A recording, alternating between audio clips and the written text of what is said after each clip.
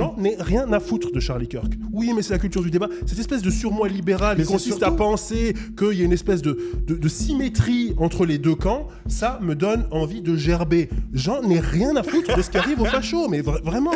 À chaque fois, cette espèce de fausse sympathie, il faut se mettre à la place des autres, ou bien c'est ça le fonctionnement de la démocratie. Il faut qu'il y ait c'est une asymétrie totale entre les nazis et nous. Mais je sais pas s'il a introduit un peu la discussion là, mais toi en fait t'as contacté IDS en mode t'avais envie de parler de Charlie Kirk, c'est ça? Ouais. Non, en fait c'est lui qui m'a il a parlé il a vu une story que j'avais faite sur Charlie Kirk. Ouais. Il a dit c'est très drôle. J'ai dit je suis sur Paname, si tu veux on en parle. Moi je vais pas trop sur Insta, donc je sais pas si t'as dit quoi dans ta story. Qu'est-ce que j'ai dit? En gros, je sais plus laquelle c'était, j'en ai fait 2 ou 3. Mais en gros, l'idée, c'est que ça suffisait d'avoir cette espèce de mentalité, on va dire, un peu victimaire et un petit peu... En mode rien ne justifie la violence, jamais. Ouais, c'est ça. Et que ça a un côté, je pense, masochiste même. Un côté masochiste, bah oui. À l'époque où on consomme énormément d'images de Palestiniens qui sont dégommés, de Noirs qui sont dégommés à toutes les violences policières, etc., ou d'Arabes qui sont tirés dans la tête, comme on a vu il n'y a pas longtemps. Lorsqu'on partage des vidéos de Charlie Kirk, on dit non, il ne faut pas. Ça rend service à l'ennemi. Et tu vois, c'est cette espèce de logique très bizarre selon laquelle ce qui renforce l'ennemi, ou ce qui, ce qui protège l'extrême droite la renforce, et quand un mec d'extrême droite se fait buter, ça le renforce aussi. Qu'est-ce qui ne renforce pas l'extrême droite en fait dans cette espèce de logique où le fait de leur faire exploser le crâne en public et au final la preuve du fait qu'ils sont renforcés, ou débattre avec eux aussi les renforce. En fait, quelle est la logique politique dans laquelle ils ne gagnent pas dans notre imaginaire, tu vois? Regarde, moi je veux ton avis. Aujourd'hui, j'ai fait un tweet et là je me fais incendier par toute l'extrême droite. Où monter. En gros, je vais te le dire comme ça. En gros, pendant 3 jours, là, ils se sont fait le relais un peu des influenceurs américains en France. Il y avait Julien Rochdy, Thaïs, tout le monde était en mode les gauchistes, on va faire le ménage, on les a trop tolérés, si jamais c'est un trans, on va le tuer, des trucs comme ça. Moi, j'apprends aujourd'hui qu'en fait, le mec, c'est un fan de Nick Fuentes et qu'il trouvait le mec pas assez radical. J'ai juste fait un tweet pour dire Thaïs et comment il s'appelle, Rochdy, vous voulez pas faire des rencontres abonnés plus souvent? Et je leur ai dit, avec des bâtiments bien hauts, comme ça vous mettez en avant le patrimoine. Voilà, j'ai juste dit ça. C'est pas mal. Oui, mais d'un coup ils sont en mode c'est un appel au meurtre, tu es un trans donc tu vas te suicider. Enfin voilà, c'est ça quoi. Et il y a même des gens de gauche qui sont là pour me dire je comprends la violence, je comprends l'acharnement, mais tu vas trop loin. On ne devrait pas aller sur ce terrain-là. Oui, ça me saoule, au bout d'un moment ça me saoule. Après le problème de flex comme ça avec la violence, c'est toujours la question de est-ce qu'on va l'assumer au moment venu, tu vois, il y a toujours cette projection un peu. Mais tu vois, et personne dit qu'on va prendre un fusil d'assaut et on va commencer à tirer dans le tas, etc. Bah oui. Dire, surtout en plus on est en France, je veux dire, c'est pas si facile d'accepter, mais ça existe, tu vois. À un moment donné, il faut juste se rendre compte que ça existe, que nos appels au calme, ça sert à quoi? Est-ce que que ce soit un fan de Nick Fuentes ou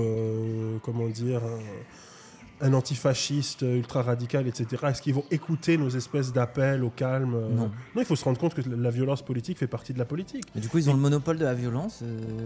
Enfin, non, mais c'est un peu cette... Non, en plus, on n'est même pas sûr encore que c'est vraiment tellement un fan de Nick Fuentes. C'est un truc que j'ai vu. Après, t'as les inscriptions sur les étuis, pas sur les étuis, sur les cartouchières de son flingue, qui sont assez contradictoires, on sait pas trop ce que c'est. Et c'est possible que c'est comme Luigi, tu vois, pendant longtemps, Luigi Mangione, on savait pas trop son idéologie, il y avait des trucs contradictoires qui rentraient là-dedans. Et c'est ça aussi le fait de notre époque, tu vois, les idéologies politiques sont pas aussi claires qu'on aimerait qu'elles le soient. Oui. Peut-être que c'est un antifasciste fan de Nick Fuentes, si tu veux, tu vois. Peut-être que je sais pas comment c'est possible, mais oui. Bah après Nick Fuentes, beaucoup de gens plutôt libéraux peuvent se faire avoir, notamment sur la manière dont les edits sont coupés et balancés sur les réseaux sociaux. Ça, moi je regarde beaucoup d'édits de Nick Fuentes par exemple. Tu vois. Pour les gens. Ah ouais? Mais attendez, toujours mourir de rire. Pour donner du cadre aux gens, désolé, moi je fais faire le casse-couille parce que je me dis, il y en a plein qui connaissent pas et qui font semblant de connaître. Ouais. Comme moi, non pas du tout. Mais pourquoi on n'a pas le chat, c'est chiant. Mais on l'a le chat, il est en droit. À côté. Tu prends Doc, vas-y. fais-le. T'inquiète, t'es streameuse toi aussi, désolé Moufette. Mais j'allais dire... je sais pas pourquoi, où c'est. Tu vois ce que je veux dire? Donc, ça me l'a... Mais du Nick coup, Fuentes, en gros... Qui est Nick Fuentes, c'est ça la question? Ouais, c'est ça. Parce que en gros, en France, je pense qu'on n'a pas d'équivalent. C'est une autre culture politique et du coup... je pense qu'il y a des gens qui peut-être aimeraient être l'équivalent. Mais l'équivalent, ce qu'on a de plus proche de Nick Fuentes, c'est Conversano. Ok. Ce qu'on a de plus proche de Nick Fuentes, c'est Conversano, mais il a un millionième du talent de Nick Fuentes. Conversano, c'est vraiment nul à chier. Mais Nick Fuentes, c'est un influenceur, comment dire, donc qui essaye d'inventer un peu sa propre forme de nazisme, on va dire ça comme ça. Incel,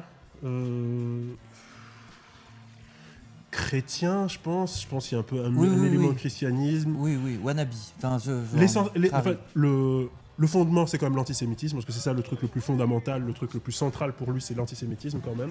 Et puis c'est déterminant dans la bascule qui fait qu'il a de la popularité en ce moment, parce que la base MAGA se fissure sur le soutien à Israël. Est-ce qu'il faut... Parce que eux, ils ont vraiment ce truc America First, mais en fait, on nous ment. Parce que c'est Israël First et tout l'argent va finir là-bas, alors que nous, on a nos problèmes. Et... Pour vous expliquer, les gens MAGA, c'est mec America Great Again. En gros, globalement, on parle des soutiens trumpistes, quoi. Voilà, les soutiens des républicains. C'est l'aile trumpiste des républicains qui aujourd'hui est quand même la plus grosse part. Et lui, il a tourné plutôt anti-Trump maintenant. Parce que le programme économique de Trump ne lui plaît pas, c'est trop élitiste. Donc il y a une espèce de truc un peu un aspect populiste chez lui, antisémite. Ok. Un racisme, une négrophobie, mais une espèce de négrophobie à géométrie variable, tu vois. Il est pote avec Kanye. Oui, mais il y a ce truc-là, tu vois. Il y a ce truc selon lequel, en gros, 50% des Noirs sont mauvais, 50% sont bons, les Juifs tous mauvais. Là, c'est clair, si tu veux. Et voilà une espèce d'arithmétique un peu bizarre, parce qu'il y a des Noirs qui le suivent, si tu veux. Donc il veut pas se les aliéner de toute façon. Oui, il veut pas se les aliéner. Et puis il est entouré de beaucoup de Noirs d'extrême droite, donc comme Kanye West, comment il s'appelle, j'en ai un autre en tête. Je sais plus comment il s'appelle, mais peu importe. Il y a quelques influenceurs comme ça. Mais parce que pour mettre du contexte, pardon, je vais être chiant, parce que Moufette, elle est rentrée avec les gros sabots. Ouais, désolé. Je veux que la critiquer, pas du tout, je suis désolé. Mais pourquoi il y a autant, est-ce que tu sais toi, pourquoi il y a autant d'influenceurs politiques, qu'ils soient démocrates ou républicains aux États-Unis? Pourquoi ça a autant de prégnance, tu vois, sur la vie politique américaine comparé en France où on reste globalement dominé par le jeu des médias, parce qu'ils sont en avance, moi je te dirais ça. Ok. Ouais. Ils sont en avance, ok. Avec les plateformes de streaming, le fait qu'on peut faire des podcasts, que ça. Sur le fait qu'il y ait une expansion entre la sphère médiatique traditionnelle et ce qu'il y a de nouveau en fait avec les réseaux sociaux et ce qui s'installe et tout ça. Ils ont un coup d'avance en fait. J'ai l'impression en tout cas sur les méta-réseaux sociaux. Il y a des phénomènes qui arriveront chez nous peut-être dans 5 ou 10 nous ans. en vrai on a eu parce que t'as cité Conversano on va dire pour l'équivalence politique, mais en vrai on a quand même eu les Papacito. Même d'une certaine manière Soral, tu vois, à l'époque, et puis même à gauche, de nous à Usul en passant par tous les autres existants, on va dire que on peut entre guillemets dire que c'est une certaine influence vis-à-vis du monde politique, mais aux États-Unis, moi, ce qui me fascine, c'est que les podcasts de ces mecs-là, ils font des millions et des millions et des millions de vues, quoi. Après, tu as la facilité de la langue anglaise aussi qui fait ça. C'est vrai. Ils consomment plus de podcasts même dans leur vie quotidienne. Ils consomment davantage de podcasts que les Français. Peut-être aussi à cause de le fait qu'il y a aussi plus de stratégie dans les médias français pour avoir investi ces plateformes-là qu'aux États-Unis. Tu vois, Radio France, beaucoup de gens écoutent Radio France en podcast, par exemple. C'est vrai. Tu as l'État qui fait littéralement concurrence aux podcasts indépendants. Et les trucs de Radio France sont plutôt de bonne qualité, en fait, objectivement. Donc, il y a ce truc-là. La radio est encore beaucoup écoutée en France, tu vois. France Inter, c'est encore écouté de fou, etc. Et aux États-Unis, il n'y a même pas cette centralisation. Le fait que le pays soit très grand aussi, que la radio, il y a une tradition aussi de radio décentralisée et tout. Les trucs qui sont le plus centralisés, c'est les podcasts. Tu as plein de raisons comme ça qui font que la culture du podcast, c'est davantage implanté aux States. Mais après, le côté, pourquoi les streamers politiques particulièrement, ou les podcasteurs politiques, pourquoi est-ce qu'il y a cette influence-là, c'est encore une autre question. Je pense que tu as le côté bipartisan aussi, ça aide, tu vois, ça aide à créer des espèces de visibilité comme ça. Bon, tu as ceux qui sont de droite, ceux qui sont de gauche, et ça, tu vois, c'est réglé. La mosaïque de la politique européenne en général est toujours un petit peu moins claire, un petit peu plus difficile à comprendre. Ok. Et aussi, ils sont bons, quoi. Tu vois. C'est-à-dire Nick Fuentes, il est bon, tu l'écoutes, t'as envie de l'écouter. Tu vois, il a une espèce c'est un tchatcheur, tu veux dire? Oui, c'est un mec qui il a un débit. il fait de l'entertain. Ouais, voilà, il a une espèce de débit fluide comme ça qui n'en finit pas. Ce que les Américains font, ils apprennent à parler à l'école. Tu vois, il y a cette espèce de logorée comme ça qui fonctionne bien, qui t'attrape. En fait, je pense qu'il y a beaucoup de gens qui le connaissent pas, et un des extraits qui a le mieux tourné et les gens vont l'identifier, c'est à la victoire de Donald Trump quand il était en mode Your body, my choice, tu vois. Your body, my choice. Bah oui, vous vous souvenez de cet extrait? La phrase. En plus, on sent sa perversion. Ouais. Il arrive à transmettre sa perversion. Je pense qu'il séduit les gens à travers sa perversion parce qu'il a. Tu sais, il y a des gens qui ont dit ils ont le rire communicatif, lui, la perversion communicative. Il a entraîné les gens dans sa perversion. Mais parce qu'en plus, dans la phrase, les gens, je pense qu'ils perçoivent que la side misogyne, mais ça fait très aussi royaliste, dictateur, tu vois, genre en mode c'est moi qui suis maître de tes désirs au profit des miens. Mais ça m'a étonné à quel point ça a fait une espèce de scandale, tu vois, ce truc de Your body, my choice. Ouais. You will never ever decide for yourselves. C'est vraiment le méchant de jeux vidéo. Mais parce qu'ils surjouent tous le truc. Parce que pour moi, dans le féminisme, le slogan, il a pris tellement d'importance dans la manière C'est-à-dire de se rendre visible, tu vois, mais rien qu'avec la culture des collages et tout. Venir après une victoire comme ça, détourner le slogan en mode il n'a plus aucun sens, maintenant c'est fini pour vous. Okay. C'est une telle attaque, c'est une telle perversité que oui, ça a marché, quoi. Alors qu'il a dit, pourquoi ça m'a étonné, il a dit des trucs 30 fois, 100 fois pire que ça. Ouais. Mais là, c'est vraiment, il a touché un espèce, on sentait qu'il touchait un espèce de totem, tu vois. Ouais. Et surtout, tant qu'il s'attaquait aux Mexicains, tant qu'il s'attaquait aux Noirs, tant qu'il s'attaquait tu vois, à ce genre de démographie. On avait un peu rien à foutre, il faisait son truc, mais là, qui s'attaque à ce slogan-là, c'est ça qu'il a mis sur le devant de la scène, alors que bon, il a juste décrit la situation en fait. Effectivement, c'était ça. Je veux dire, le programme de Trump à ce niveau-là était assez clair.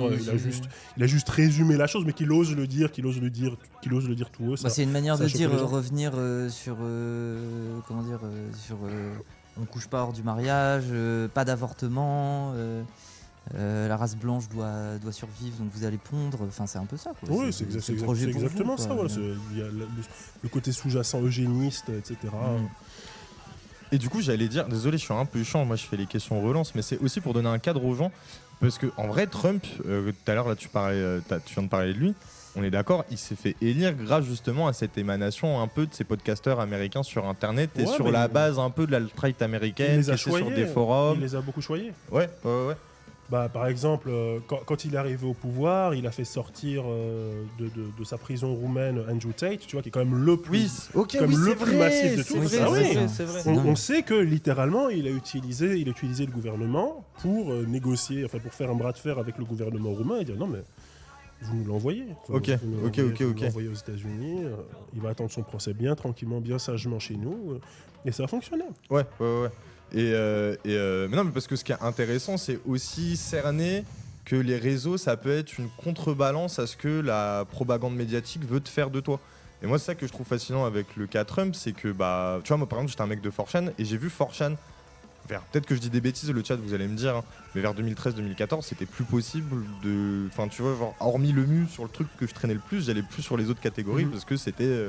Tu vois, ça foisonnait de mecs de l'alt-right américaine, tu vois. Ouais. Et moi, ce que je trouve fou, c'est à quel point il a réussi à se baser sur Internet et notamment ces communautés-là pour exister, quoi, et se faire élire. En fait, ils ont une histoire en mode bataille culturelle et tout ça, c'est incorporé dans leur logiciel, c'est une chose. Mais eux, ils ont plus une histoire j'ai l'impression, l'investissement sur Internet, il arrive quand même vachement au moment du Gamergate. Gamergate. Et c'est pour ça que les les geeks ont toujours, enfin c'est précis que Elon Musk ait envie d'avoir cette aura, enfin cette aura de gamer de génie, de génie, de gamer, tu vois. Mais pareil pour Asmongold, enfin, je veux dire ce mec-là en mode grosse merde. Diogène, sale comme il est, tu vois pas? Non. C'est une espèce, il a vraiment une tête de streamer World of Warcraft. Ok. Ouais. Un redneck avec les cheveux longs, qui vit dans la maison où sa mère est morte quelques années plus tôt, qui pue. D'ailleurs, tu sais comment sa mère est morte? Parce qu'elle voulait fumer une clope avec un respirateur. C'est vraiment, c'est le fond de l'Amérique. C'est vraiment America, genre j'ai Bruce Springsteen born in the US. Et du coup, c'est absurde au possible. Mais c'est fou que ce mec-là, qui est sale comme pas possible, genre il y a des cafards qui lui montent sur lui, il y a des histoires comme quoi il servait d'un rat mort comme réveil. Parce que ça puait quand le soleil se levait, tu vois. Mais du coup, comment ce mec-là, il arrive à être séduisant? Parce qu'il n'y a pas des gens qui se disent... Parce que c'est le gamer. Ok, donc juste globalement, il représente le gamer Blizzard .jpeg et les gens se posent pas de questions. Ok. Et en fait, il a un peu commencé sa carrière, mais un peu comme un psychodélique, il a commencé à réagir sur tous les trucs de gamer gâteux, genre les LGBT ou les femmes dans le jeu vidéo, puis ça monte d'un créneau, voilà. Et puis quand il commence à sentir que le vent c'est de devenir raciste, ils le deviennent. Comme psychodélique, je trouve que psychodélique c'est littéralement Asmongold, c'est le même en fait, c'est pour ça qu'il l'aime autant, tu vois. Ok. Voilà. Et donc du coup les Charlie Kirk etc, eux ils viennent de ces délires là ou Non, Charlie Kirk c'est autre chose en fait. Lui c'est plus les bails de débat, genre c'est plus tard. C'est plus tard, c'est un trentenaire, mais lui il vient vraiment de comment dire. Pardon? C'est un debate bro. C'est un debate bro au départ, c'est juste un mec, je crois qu'il vient du Midwest, je crois au départ, de Chicago peut-être même, je sais plus. Puis il vient d'une bonne famille, bourgeoise, donc ce qu'il a, il a étudié un petit peu à l'université, il n'aimait pas que c'était trop de gauche, et puis il a fondé cette organisation qui s'appelle Turning Point. Et Turning Point, c'est devenu un truc vraiment massif, gigantesque, notamment à cause de lui, mais il y a d'autres membres de Turning Point. Le but, comme son nom l'indique, c'est-à-dire c'est un point de bascule, c'est de tenter de convertir les démocrates, les jeunes démocrates, pour qu'ils deviennent républicains. Parce que normalement, tu sais, le récit c'est le récit inverse. J'avais beaucoup de préjugés, j'étais aveuglé par mon racisme, mon sexisme, etc. Puis j'ai vu la lumière et je suis devenu progressiste. C'est le sens de l'histoire en fait. C'est censé être ça le sens de l'histoire. Mais lui, là c'est aveuglé par le wokisme. Voilà, exactement. On est aveuglé par le wokisme. On a oublié qu'il y a des principes qui sont des principes éternels. Donc on va revenir aux principes éternels, la Bible, un homme, une femme, etc. On va cut de bullshit. On va revenir aux fondamentaux. Aux repères, tu vois. Voilà, des vrais repères. Un peu. Comme Jordan Peterson, etc. Des trucs solides, tu vois.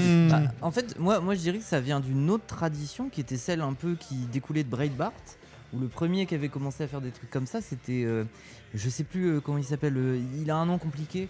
Mais c'était je crois, le chef de rédaction de Breitbart. Un mec celui qui est devenu le conseiller de Trump, là? C'est celui-ci? Ouais, il me semble. Mais celui qui a toujours sa veste verte, là, sa veste barbeau. Je sais pas ce qu'il est devenu, j'ai pas suivi, mais c'est... Oui, je le vois.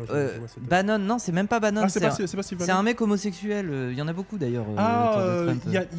Yanis ou Yano... Popou, avec un nom grec. Comme ça, un truc comme ça. Et en gros... ça vient d'une autre tradition qui n'est pas la même que les gamers ghettos au niveau de l'extrême droite, qui est un peu cette stratégie de dire on va faire des images des manifestations et des universités où en gros les gens vont se mettre à rager. Pourquoi tu fais ça? T'inquiète. Tu vas être heureuse. Yiannopoulos, je crois. C'est ça. Milo Yiannopoulos. Milo Yiannopoulos, voilà, c'est ça. Et c'est une stratégie de on va faire la guerre culturelle en créant des moments où on peut faire de l'image, que ce soit en manifestation ou dans des universités, de gauchistes qui s'énervent. Et donc typiquement, la stratégie, c'est on va organiser un événement où on va avoir l'un d'entre nous qui monte sur scène, qui dit des dingueries. Et il y a quand même cette logique de l'outrance, on n'est pas que dans le débat. Bien sûr, mais c'est pour faire de l'image, c'est pour faire du... Oui, il faut que ça choque du coup. Et en fait, toutes les images qu'on a eues à la période chez nous où c'est arrivé, c'était période dissidence, Raptor dissidence, cette tradition-là, c'est les images qui dataient de cette époque-là. Tu vois, dans les manifs où tu vois des gauchistes qui s'énervent, ou alors une meuf trans qui hurle comme ça. Ça, c'était lors d'événements où tu avais une figure d'extrême droite qui montait sur scène, question ouverte au public. Et en gros, t'as des gens qui venaient essayer de les confronter. Mais du coup, moi, la question que je me pose, c'est... Enfin, du coup, moi, Charlie Kirk vient un peu de cette tradition. Ouais, c'est un peu la queue de comète, finalement, de cette... C'est ça. Et élément de contexte, il a été très connu pour un format en particulier qui est d'aller dans une université, de poser une table, un siège et un écriteau où il est marqué par exemple Debate me. ouais, je suis contre les trans, prouvez-moi que j'ai tort. Oui, prove me wrong. Voilà, c'est ça. Il s'est beaucoup fait connaître comme ça. Mais du coup, moi, la question que j'ai Et il en est mort, finalement. Et parce il que en est mort. c'est dans ce setting-là qu'il s'est fait exploser la gorge. Quoi. Ouais, c'est ça. C'est que là, ça devenait des grands événements où il y avait énormément de monde. Et si vous voyez bien comment ça se passe, en fait, il y a des grilles et il y a un micro qui est positionné face à lui. Et en fait, dans la masse de gens, il y a des gens qui peuvent avancer, se mettre devant le micro et poser leurs questions. Donc en fait, il y a une file d'attente. Comme une cage, genre les grilles, ou je suis fou Non, c'est juste des Ah grilles. oui, juste des barrières. Oui, juste des barrières avec le pardon, micro Ok, face ok. à la scène. Tu Ok, vois. oui, Donc en fait, à chaque fois, il interagit avec des gens qui essayent de soit le contredire, soit d'être d'accord avec lui et de lui demander de développer. Ce qui était de plus en plus le cas parce que les événements devenaient tellement remplis de fans de Trump que il y a même plus des démocrates ou des LGBT qui essayaient de se pointer pour le contredire. En plus, le dispositif faisait que c'est facile de se faire intimider finalement Bien sûr. par la situation et par lui ou la foule derrière par lui toi. et la foule qui ricane à chaque argument qui leur déplaît, C'est ça, lui-même c'est ça. qui interrompt facilement. J'imagine que le son des micros était même probablement à son avantage, etc. Enfin, Ouais. il y a plein de trucs qui font que. Mais il y avait une séquence aussi qui était assez tournée. Enfin, moi, comme j'étais en Grande-Bretagne, ça tournait pas mal de par chez nous. Il était, je sais plus si c'était Oxford ou à Cambridge, mais il a été invité à un club de débat d'une de ces deux grandes universités. Et il s'est fait écarteler, quoi. Okay. Il s'est fait démolir. Il a bégayé face à des kids d'Oxford ou de Cambridge, mais c'est normal. Je veux dire, d'accord. Donc Oxford, c'est en Angleterre, mais c'est juste parce que tu n'avais pas le contexte américain avec les mêmes supporters qui allaient venir le voir. Ouais, exactement.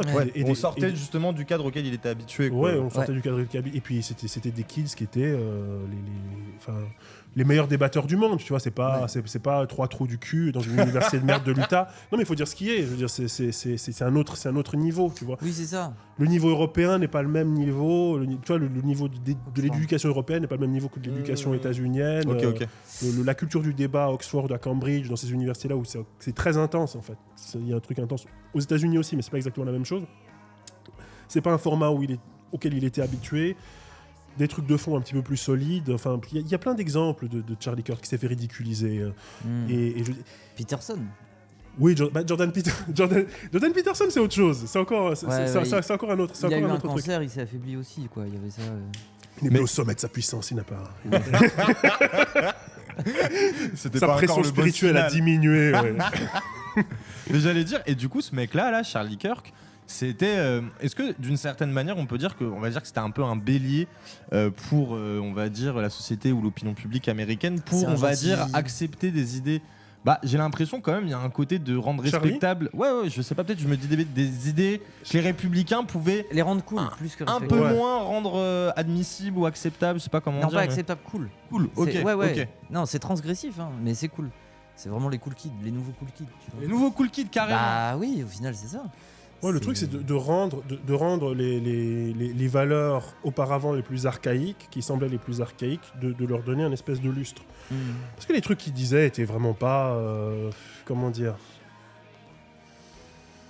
C'était souvent très brutal, pas particulièrement subtil et très excessif. Il y a certaines images qui sont revenues, là, certains trucs qui ont été rappelés, par exemple, de ce qu'il disait sur DEI, tu vois, en gros, la culture de la diversité, quoi. La diversité dans les entreprises, dans les sociétés, le fait de favoriser à l'embauche, même pas favoriser à l'embauche. Discrimination positive un peu. En fait, c'est moins intense même que la discrimination positive. C'est la lutte active contre les biais à l'embauche, contre des trucs. Diversity, equality, inclusion. Tu vois. Donc c'est pas. Tu vois, moi. Après, il y a des trucs qui favorisent les embauches. Par exemple, moi, j'ai eu aussi bien aux États-Unis qu'en UK, quand j'ai été embauché dans des trucs de DEI, tu vois. Ok. Donc je peux le dire, moi, j'en fais partie. Après, est-ce que je suis plus nul que mes collègues ? Je ne crois pas. Non, mais... Oui, c'est ça. Bon, c'est encore le racisme qui t'oblige à passer par le genre de porte, on va dire. Mais tant mieux, ça existe. Je veux dire, après, il faut jouer avec les cartes du jeu pour s'imposer. Mais le DEI, là, dans la logique où j'étais, le DEI, c'est pas de dire il nous faut embaucher un noir. C'est de dire on va embaucher quelqu'un pour parler de la philosophie des noirs. En gros, c'est ça l'idée. On va faire un post en Black Study. Je vais raconter, moi. Après, il se trouve que souvent les gens qui travaillent là-dessus, c'est des noirs. Bon, ben voilà. This guy, tu vois. Oui. Bon, mais bref, Charlie Kirk dit, voilà, il y a deux exemples que j'ai vus ou revus aujourd'hui. Il dit, si je rentre avec DEI aujourd'hui, avec ce truc, voilà, on va dire, pour le dire vite, la discrimination positive, quand je rentre dans un avion et que je vois que le pilote est noir, je rebrousse chemin. Parce que ouais, mais je vois bien qu'il n'a pas été embauché sur les conséquences. On a embauché le pilote juste parce qu'il était noir. Oui, c'est ça. C'est qu'en fait, l'argument respectable qui revient souvent, c'est de dire ah mais ça se voit. Les gens ont été embauchés par un quota. Donc du coup, sa compétence, sa compétence, elle est pas bonne. Mais le même phénomène a existé. Années 60-70 avec l'arrivée de femmes en fait dans les universités, les trucs comme ça. Et globalement, il s'est passé la même chose. Et globalement, il se passe ça jusqu'à ce que des femmes soient si brillantes qu'en fait, au bout d'un moment, ça devient absurde même. Elles finissent par balayer ce genre d'arguments parce qu'en fait, elles sont juste redoutables. Quoi. Il en a dit une deuxième qui est encore plus pleine de finesse. Il dit, bon, c'est bien d'embaucher des gens pour faire des gratte-papier dans les métiers d'administration. Il n'y a pas de problème de faire de discrimination positive. Mais par contre, pour une opération à cœur ouvert, si c'est une lesbienne noire qui débarque, je peux vous dire que j'ai pas envie d'être sur la table d'opération, tu vois. Oui. C'est une dingue. Oui, c'est ça. Une dingue. Et c'est ce mec. C'est tellement français que ça devient drôle. C'est ce mec que des débiles qui se prétendent de gauche sont en train de nous dire oh mais c'était un grand génie du débat, c'est quelqu'un qui était ouvert à la discussion, c'est terrible, ouais il est mort, il faut pleurer sa mort, etc. Vraiment, on va pleurer un type qui dit des trucs pareils. On va dire que c'était un grand intellectuel, un type qui faisait toujours, pousser la discussion en avant, qui nous permettait de poser les véritables questions. Vraiment. Non, parce qu'en plus, ce qui est complètement faux, c'est que le dispositif lui permettait de se confronter en grande partie à des jeunes étudiants en cours de politisation. Des gens qui sont pas capables. C'est pour ça que les formats étaient croustillants, parce qu'il arrivait à les faire choke, parce que les gens ils avaient un peu d'arguments, puis après ils s'épuisaient, ils s'essoufflaient. Alors que lui c'est littéralement son métier en fait. C'est ça. En fait c'est drôle parce qu'il mise sur l'inconséquence des gens qui viennent débattre avec lui, alors que lui-même fonctionne sur des vraisemblances, d'évidence. Et qu'il est pas très nourri on va dire intellectuellement quoi. Mais ça les fait... on va dire que genre en mode il sait très, enfin tu vois ce que je veux dire, ça les fait bander. En fait c'est comme quand l'extrême droite elle se jette sur Manès Nadel en mode viens débattre. Ouais. Il a 15 ans, bah oui tu sais que tu te sens plus en confiance, tu vois. Ok. Oui. Mais non mais Nick Fuentes justement il a eu une analyse à un moment donné sur le style de débat de Kirk et je pense qu'il avait relativement raison. En gros, il l'a comparé à un PNJ en fait. Il a comparé un PNJ qui avait des arbres de dialogue, qui avait des arbres de discussion, et il dit il a en gros dans sa tête une espèce un ensemble de blocs de dialogue, tu vois, d'options de dialogue par rapport à n'importe quel argument qu'on peut lui sortir, et il va te sortir la disquette, tu vois, et donc il déploie son arbre de discussion comme ça en fonction des réponses qu'il a déjà préparées et qu'il a intégrées. Et il a dit, lorsqu'il s'est retrouvé à Cambridge là, face à ces kids-là qui lui sortaient des arguments auxquels il n'avait jamais pensé, mais il a choke parce que c'était pas dans son arsenal, tu vois, parce qu'il va dans un autre endroit, dans un autre contexte culturel où les gens réfléchissent différemment et où ils sont rompus à ce genre d'exercice, donc où ils ont l'idée de prévoir des arguments imprévus, parce que c'est eux aussi des pros. Et là, un type comme Kirk ne fonctionne pas. Je pense que Fuentes avait raison là-dessus. C'est ça la manière dont débattait Charlie Kirk. Mais est-ce que quand on est rodé au débat, on finit pas par fonctionner avec des blocs de dialogue un peu, tu vois ? Forcément, on en a, mais la question, c'est comme... C'est exactement comme les rappeurs. Tu vois, t'as des blocs quand tu freestyle, etc. Mais il y a des moments où tu dois pouvoir improviser aussi. Tu vois ce que je veux dire ? Il faut jongler avec les deux. Les blocs doivent te servir d'appui, tu vois, de canne. Mais tu dois pouvoir. C'est la manière dont aussi. tu nourris ton intellect, quoi. Je pense Exactement. que si par exemple tu fonctionnes avec des blocs, mais qu'à côté tu continues à, je sais pas, comme tu disais, t'intéresser un peu à ce qui se passe autour de toi, lire, voir un peu les débats qui sont au-delà de ton champ, de ton contexte, bah t'es plus à même de répondre à des moments un peu improbables auxquels t'avais pas prévu, quoi. Bah ouais. Et c'est ça qui les baise en vrai. Enfin peut-être, je sais pas. Mais en venons au fait Parce que globalement, je voulais juste donner un cadre pour expliquer un peu pourquoi il avait un peu d'importance aux États-Unis, ce mec-là.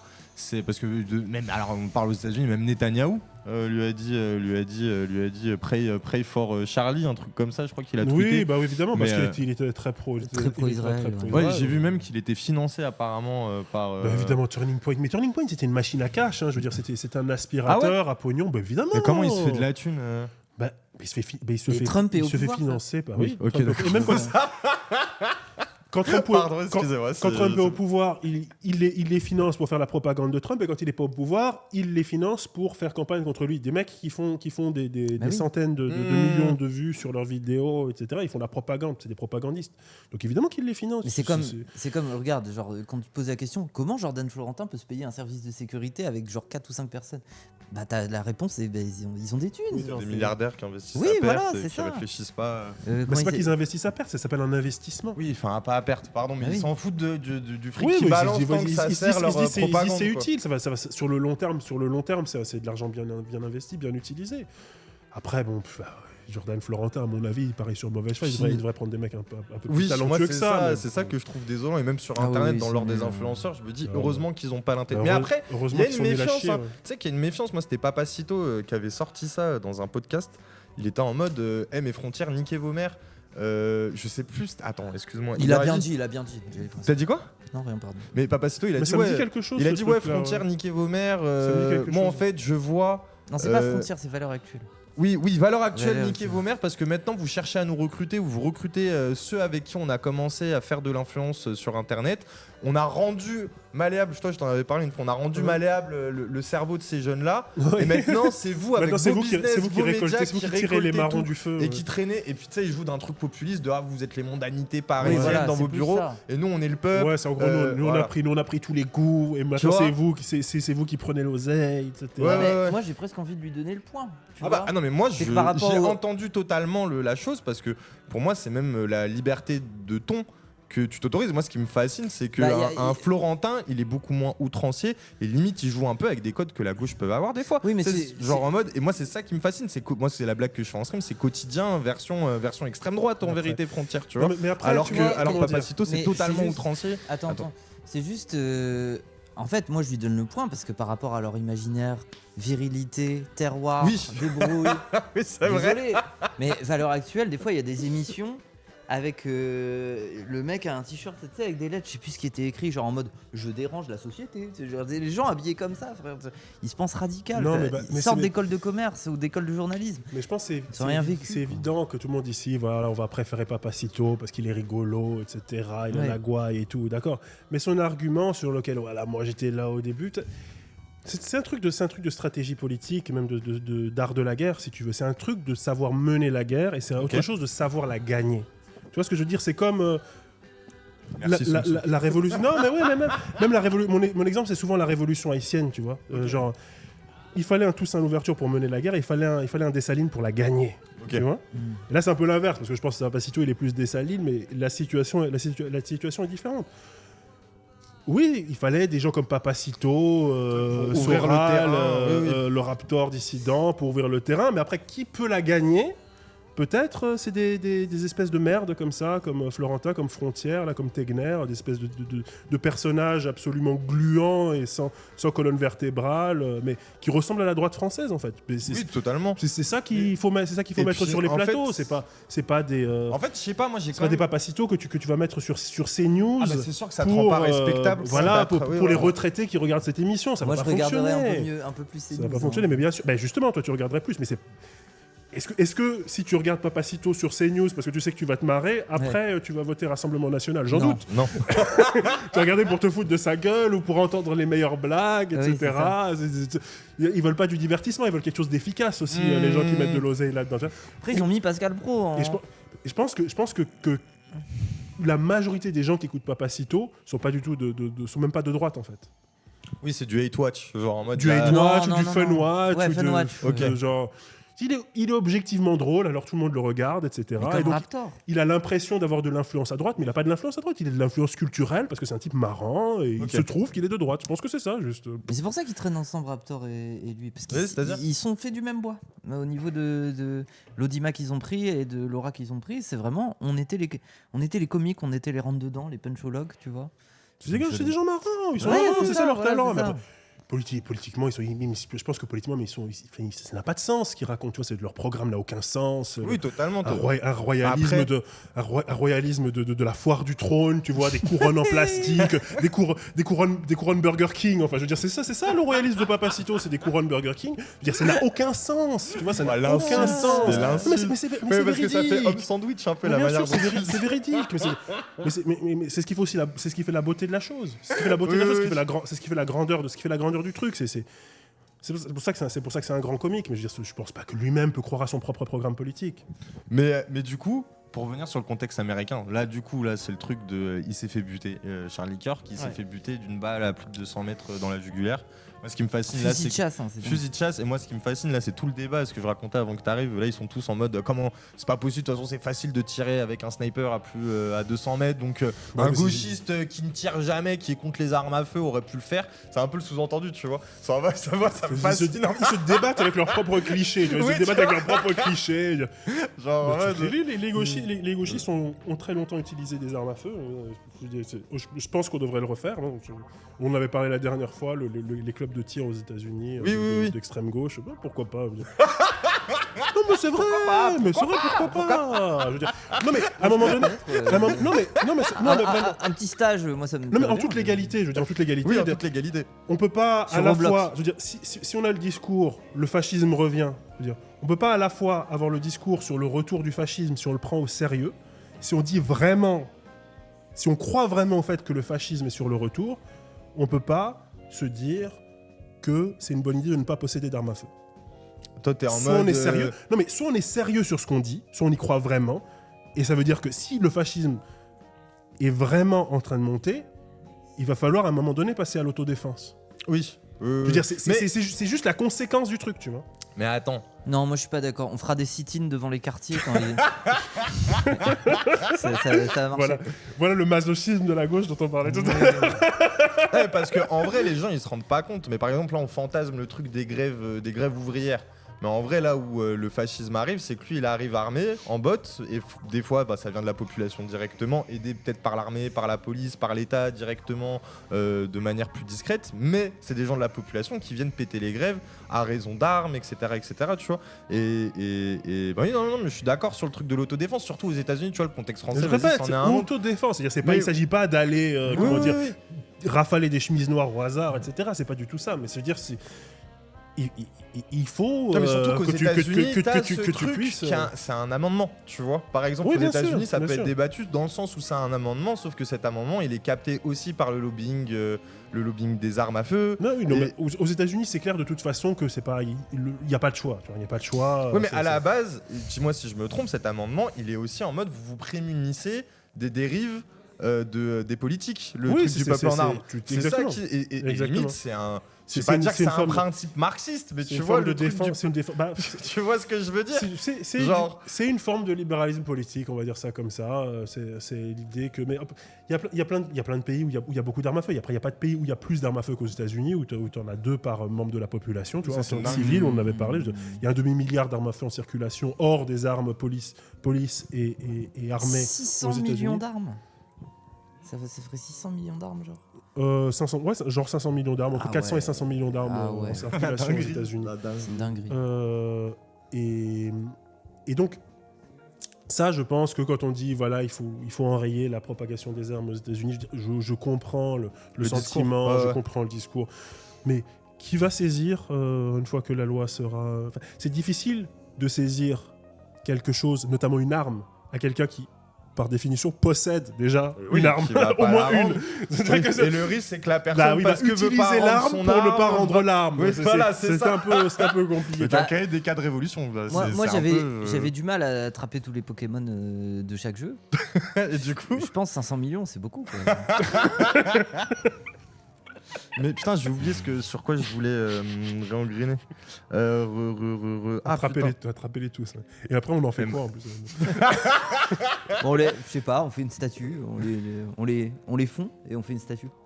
Stylé, Poutine avait fait ça. Ils avaient construit une magnifique, magnifique. Non, moi je la trouve immonde, mais bon, en tout cas monumentale, une monumentale cathédrale avec des armes fondues de la Deuxième Guerre mondiale. Okay. Incroyable. Après, mais j'allais dire, mais parce qu'il y a une histoire quand même des meurtres de représentants politiques. Tu vois, moi je pense à Malcolm X, tu vois.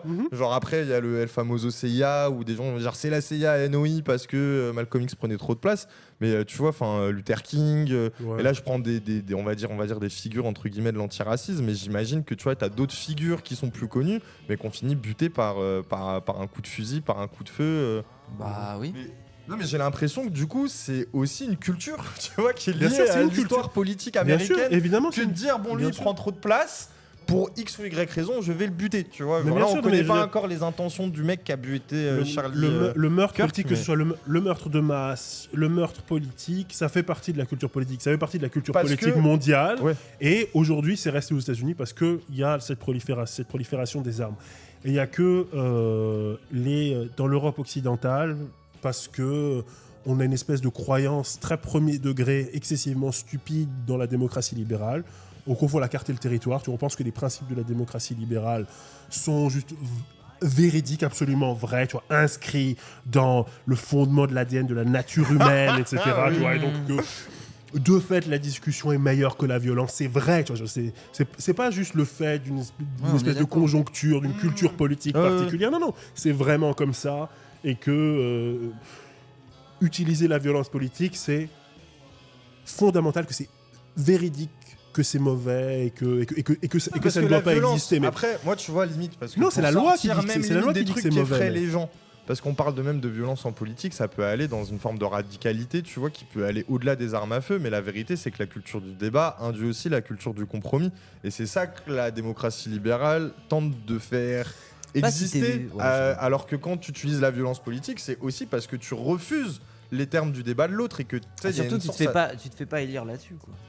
Mais avec cette espèce de contradiction bizarre qui est que on fait comme si Charlie Kirk et ce genre de truc de merde, ou même Jubilee, la chaîne débile là, qui parachute des nazis en masse dans les débats, ça c'est encore une autre question. Oui, attends, juste expliquer, si vous voyez pas ce qu'est Jubilee, je pense que vous voyez un peu le format, vous l'avez déjà vu dans des extraits. Il y a plein de Français qui essaient de faire la même chose. Ouais, c'est ça. Et en gros, c'est genre par exemple, le format, ça va être, on va mettre un démocrate face à 30 fans de Trump.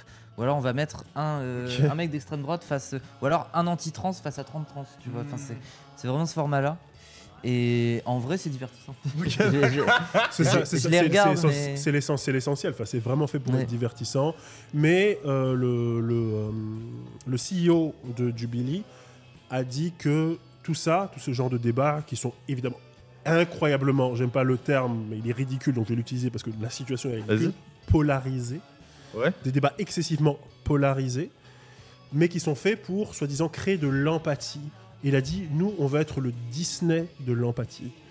Je comprends pas comment tu crée de l'empathie. Enfin, moi, t'as de parce que chacun, parce qu'on échange, les gens parlent, on est dans la discussion. Et c'est ça tout que je voulais dire comme le paradoxe, tu vois. C'est-à-dire, on dit, oui, c'est la culture du débat, mais la culture du débat consiste à humilier l'autre. C'est ça en fait. Dès que quelqu'un regarde un débat politique, la vérité c'est que t'attends que l'autre se fasse descendre. C'est pas pour voir deux personnes qui s'entendent, etc. Ça peut arriver. La joute verbale. Mais c'est la joute verbale. C'est là Sora l'a humilié. Oui, voilà, mais c'est Bégodeau, il l'a éclaté, il lui a pété le cul. Tu vois, quand j'étais petit, c'est ça que les gens voient quand ils voient un débat. Quand j'étais petit, moi, c'était les titres de vidéos YouTube, c'était Tarek Ramadan explose Natacha Polony. Tu vois, moi, je cliquais dessus comme un débile. Trop fort sur un plateau. Et oui, tu vois, maintenant, c'est le truc. Et moi, je cliquais dessus parce que je rêvais voir quelqu'un qui va dézinguer les arguments de Polony et qui va lui dire tu dis de la merde, ta gueule. Bien sûr, mais on a cette idée selon laquelle ça, le débat, c'est le remède contre la violence politique, alors qu'en réalité, c'est juste une forme de violence politique. C'est de la violence politique sublimée, si tu veux. Mais c'est évident que entre ça et tirer au fusil, il y a une différence de degré, mais pas forcément une différence de nature, contrairement à ce qu'ils pensent. Tu vois, je veux dire, mais parce que ces débats-là. C'est pas des formes toi, de. le c'est rapport pas, à l'humiliation, genre en mode ça pourrait, ça crée une conjonction. On a de la fausse conscience par rapport à la nature de ces débats. Tu vois, on fait comme si c'était des lieux ou des espaces pour s'entendre, pour discuter, pour trouver un terrain d'entente. C'est ce que dit Jubilee. C'est le Disneyland, c'est le Disney de l'empathie.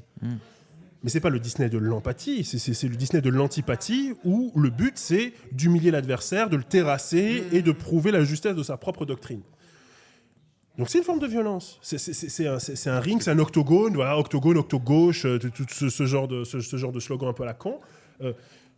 On est dans cette culture-là, dans une culture de combat. Ok. Oui, mais maintenant qu'elle est là, cette culture, enfin, pour sortir des débats bourdus à la con en mode il faut pas aller débattre à télé. Non, mais on peut y aller. Oui, il faut y aller. Il faut des bretteurs. Moi, j'aime bien justement cette culture des bretteurs. Il faut de tout. Il faut des intellectuels. Il faut des gens qui, s'ils veulent pas y aller, ils écrivent des trucs, des articles, des machins. Mais il faut des bretteurs. Il faut aussi des gens, des showman, des chiens qu'aboient. Tu vois ce que je veux dire ? Juste pas de fausse conscience sur ce que c'est, tu vois. Le discours qui a accompagné la mort de Charlie Kirk, selon lequel c'était quelqu'un qui faisait la mission de Dieu parce qu'il rendait possible des véritables dialogues entre des personnes qui ne s'entendaient pas, tu vois. Dire non. Dire que les Noirs ne devraient pas être chirurgiens ou pilotes, tu vois. Ça va, tu vois. Je veux dire, c'est pas sacré la culture du débat, de la discussion, non. C'est juste balancer des hot takes, histoire de déstabiliser son adversaire et de remporter la victoire. C'est ça. C'est pas parce que tu es en train de, c'est pas parce que tu es en train de discuter que tu utilises ta salive que on est dans la recherche de la vérité. Mais parce que surtout, moi, je pense à Zemmour en France, où lui, ce mec-là, son but, c'était pas tant d'avoir des arguments archi fournis, même si je pense qu'il y a beaucoup de gens qui avaient aimé bien sa prétention à son côté historien qu'il l'était pas, tu vois, c'était un historien raté. Il donnait cette Et illusion. du coup, ce qu'il faisait lui sur les plateaux, pour l'avoir regardé pendant des années, c'était d'énerver les gens. Et en fait, ce qui était fou, c'est que lui est resté dans une forme de courtoisie qui s'appuyait sur des chiffres ou sur des histoires, une partie de l'histoire de la France. Et en fait, son but, c'était de provoquer l'autre. Et l'autre s'énervait. Et du coup, il dit bah regarde, tu t'énerves. Tu vois, genre en mode preuve que quand même, tu vois, mon argument t'a touché. Et c'est vraiment la dynamique de sa manière de débattre. Il a lu Jacques Bainville, quoi. Oui, de fou. Mais toi, on discute de ça pourquoi ? Parce qu'il y a une chronique France Culture qui est sortie en France. En tout cas, moi, c'est pour ça que ça a fait débat en France. Ah ouais ? Une chronique France Culture qui est sortie. Il y avait aussi un truc sur Le Monde. J'ai toujours aimé Charlie Kirk, un truc comme ça. Voilà, dingue. Emma Becker, une écrivaine qui a à peu près mon âge. Ah oui, le truc de Guillaume Erner en mode je suis Charlie Kirk. Charlie Kirk, voilà. C'est une dinguerie, oui, c'est fou, une dinguerie, c'est dingue. Hein. Du coup, non, C'est une dinguerie. C'est une dinguerie. C'est une dinguerie. Mais parce que le mec, moi sur France Culture, ce qui m'a choqué, c'est que lui, il a rattaché ça à je suis Charlie, tu vois, en mode je suis Charlie. En mode. Je faisais la blague avec en mode les gauchistes. Mais limite, moi, ce qui m'inquiète, c'est que c'est en mode, tu sais, les gauchistes américains, parce que c'est la propagande fake news qui se diffuse aux États-Unis sur qui aurait tué Charlie Kirk. Et du coup, les mecs qui ont buté Charlie Hebdo, donc des terroristes musulmans envoyés par Daesh, c'est la même chose. Déjà, moi, il y a le truc de se mettre ça au même plan, parce que je suis en mode, c'est une dinguerie. Et de deux, c'est la valeur de. Enfin, je sais pas comment dire. Attends, un jour, peut-être si Netanyahou va se faire assassiner, ils vont nous faire pareil. Hein. C'est-à-dire ? Je suis Netanyahou, il aurait pu s'exprimer, il aurait dû avoir un procès. Non, mais c'est certain. Oui, ah non, mais c'est certain. Non, mais bien sûr. Bah après, j'espère qu'Erner, enfin bon, si Erner il va chialer si ça arrive, bien sûr. Oui. Mais c'est la délire du coup d'empathir pour un mec qui disait des dingueries d'extrême droite, et du coup toi t'es là avec ton côté gauche moraliste, non bah il faut laisser place au débat, alors même que moi je suis capable de dire, en fait par exemple, tu vois, moi je prends la caricature, je suis un zinzin soumis, Mélenchon, on a tenté de le buter plusieurs fois, ouais. Tu vois, je vois à quel point il y a une forme de danger vis-à-vis du fait que ça pourrait arriver. Oui. Mais bien sûr. Et en même temps, ça n'empêche pas de penser que, tu vois, genre, je vais pas commencer à m'attrister du fait qu'un moins que les politique États-Unis n'ait plus de champ de parole dans un espace public à un moment donné. Il faut qu'on se débarrasse de cette espèce de surmoi libéral qui consiste à essayer d'universaliser chaque situation. C'est un facho qui s'est fait buter. Oh, imagine que ça arrive à ton camp. Mais j'en ai rien à foutre, en fait. Là, c'est un facho. J'en ai rien à foutre, tu vois, de cette espèce d'universalisme kantien. Et que la maxime de mon action... Ça... J'en ai rien à foutre. Okay. C'est un facho qui s'est fait buter. Non, j'ai pas envie que ça arrive au mien, en fait. J'ai envie que ça vous arrive à vous. Pas moi en fait. J'ai pas envie moi de me faire buter. Tous J'ai pas envie que mon gauchistes, camp soit allez, buté. J'ai pas envie que Moufette se fasse buter. J'ai pas envie Oui, qu'Ilias oui. se fasse buter. Mais vous, Mais les Charlie fachos- Kirk, j'en ai rien à foutre. J'en ai rien à foutre de Charlie Kirk. Oui, mais c'est la culture du débat. Cette espèce de surmoi libéral Mais qui consiste c'est à surtout- penser qu'il y a une espèce de symétrie entre les deux camps, ça me donne envie de gerber. J'en ai rien à foutre de ce qui arrive aux fachos, mais vraiment. C'est ça, ce truc, tu vois. À chaque fois, cette espèce de fausse sympathie, il faut se mettre à la place des autres, ou bien c'est ça le fonctionnement de la démocratie. Mais Il y a faut qu'il y ait des une... gens, Non, c'est ils une vont dire- asymétrie Ouais, mais il y a des- totale moi, ce entre qui les me nazis et nous. Ce qui me fascine, c'est qu'il y a des gens, tu vois, qui vont dire ouais, mais c'est le cercle de la violence. Et du coup, Oui, c'est le en cercle fait, de la une violence. en appelle à une autre. Bien sûr que c'est le cercle. Et Évidemment. du coup, moi, ce qui m'énerve, c'est Mais elle est vous là. considérez- elle est là, elle est déjà Elle là, est là. et que les discours que Kirk diffusait induisaient Mais bien- tu vois, mais bien cette violence entendu, bien dont les entendu. gauchistes tentent de se prémunir à travers le fait de Évidemment. défendre la Faut manière dont il est mort. faut arrêter à croire que la pacifist run, c'est c'est dans la réalité, quoi. C'est quoi quoi? Dans Undertale, la pacifist Ah, run. j'ai pas. Peut-être c'est une rêve. Toi, t'as joué Undertale? Ouais, mais pas beaucoup. Ok, moi j'avoue, je m'en bats les couilles de ce genre de jeu, mais je suis un horrible, je suis désolé.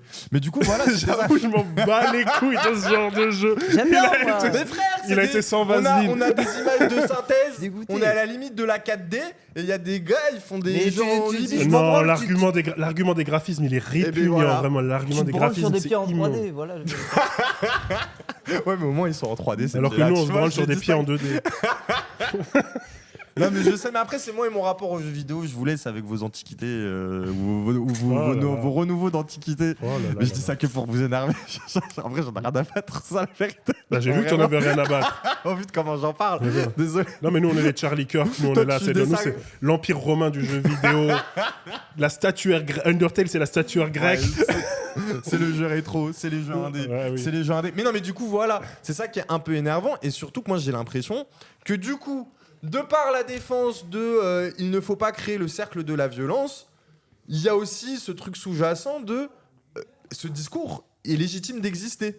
Et limite, voire même, je pourrais être un peu d'accord. C'est pas ce qu'ils disent, tu vois. Mais limite, moi, c'est là où il y a un pont quand même. Parce que moi, je vois les radicals sur Twitter où ils sont tous en mode ouais, il y a un mort, trop bien, tu vois. Et vas-y, tu vois, ça existe, tu vois. Et à côté de ça, moi, ce qui m'inquiète, c'est justement je cette préfère, gauche hein. moraliste qui est objectivement en train de tendre de plus en plus vers des idées fascistes, tu vois. Et Oui. depuis Hollande, et je parle que en France, tu vois, aux États-Unis, les démocrates, tu vois, j'ai moins on va dire l'étendue de ce qu'ils deviennent ou de ce qu'ils sont. Mais du coup, moi, c'est ça qui me fascine, c'est que sous morale d'être vraiment de gauche et du coup de se prémunir de la violence politique, bah eux ne se rendent pas compte qu'ils tendent, enfin, ou je pense que peut-être ils s'en rendent compte, je sais pas, mais ils tendent vers ces idées-là, tu Mais vois. bien sûr, ils se rendent pas compte qu'ils sont en train de vivre dans le rêve de leur propre ennemi, tu vois. Ok. Ils sont en train de vivre dans le rêve de leur propre ennemi.